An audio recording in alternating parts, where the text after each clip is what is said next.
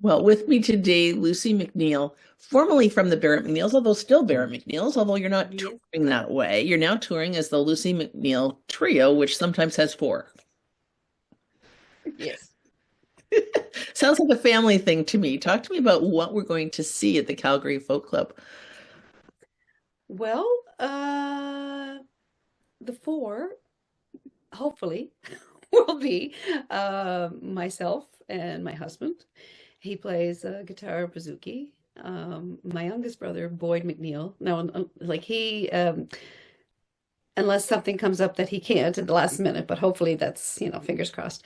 He's plays bouzouki and fiddle, and I said he was my youngest brother, right? Boyd Yeah. McNeil. My husband, Rob Durando. I didn't say his name. Uh, that's terrible. And the female member she's from Newfoundland and a long, long time friend of mine. She's from Codray Valley, and she's lived in Nova Scotia for as long as I can remember, and is a great fiddler and sings great harmonies, and she can do a step if you coax her to as well. And she's quite funny, and she makes touring life, quite fun.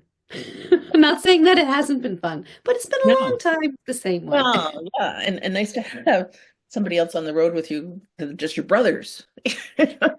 Yes, yeah, having a female person when, I ran out of this, or I ran out of hairspray, or I need a safety pin, or, Right, know, it's, exactly. you're always you have to be self-sufficient when you know there's no one else Right, right. to run Well, to. and the really cool thing about the music scene, the folk music scene, in the Eastern Canada is that you can really just kind of pick up a whole bunch of different people because it's all kind of it's almost all one big band over there. Like everybody kind of plays with each other and Yes.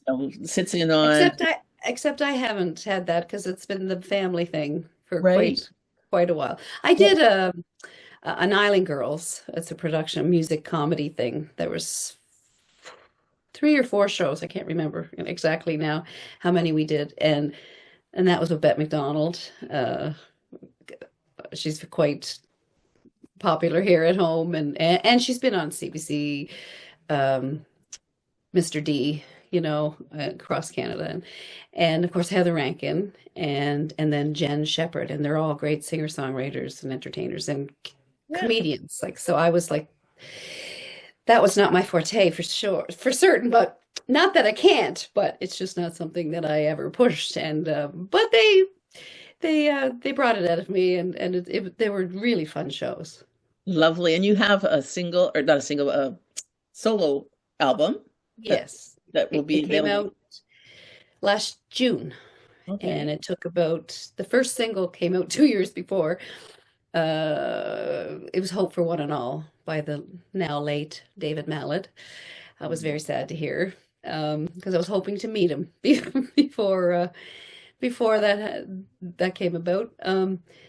But during the pandemic is when I came across Hope for One and All, and it just, the words spoke pretty strongly to me, and my husband and I just that's when we started playing a little bit of music at home because we were home a lot. We're all Except home. my husband is a nurse as well, so he never really got as much time off as anybody else. But when he came home, he would be home. We would work out some numbers and stuff. So that was one that we worked out, and we recorded my first time I think I ever did anything on Facebook and put it out, and people quite liked it. Yeah. So we just kept doing, these little songs and one takes. You'd have to do everything in one take, and so there'd be several takes and a few arguments, and then we'd make up and keep going. But a year to the day that we put it on Facebook, we were in the studio and we recorded Hope for One and All, and so that was the first single. Came out in 22, but the album came out in 24, and it was and it was a great, it was fun. I was happy to make the decisions, the finals, and Stuart was great. My brother Stuart produced it, and it was wonderful. But I, it's a stripped down album, of course, but the arrangements are being stripped down have to be interesting, and so a lot of the arranging and things I've worked on a lot myself. But then Stuart was good at maybe a couple of chordal changes or just a couple of really cool ideas that with a lot of thought and we would work together. But it's a little different than when you have everybody there. It takes longer. Everybody has to agree. It always takes longer to agree with all your siblings. So this was so this was is very freeing, and I'm really, really happy with it and proud of it. And my mother had passed away. She had heard it, and it's funny. She had dementia at the end, and I played for her, and she'd say, "You should make an album," and I tell her, That's what I'm doing. That's what I'm doing." And she, of course, and she loved it. And then, of course, it would be all new the next time it was we played it again.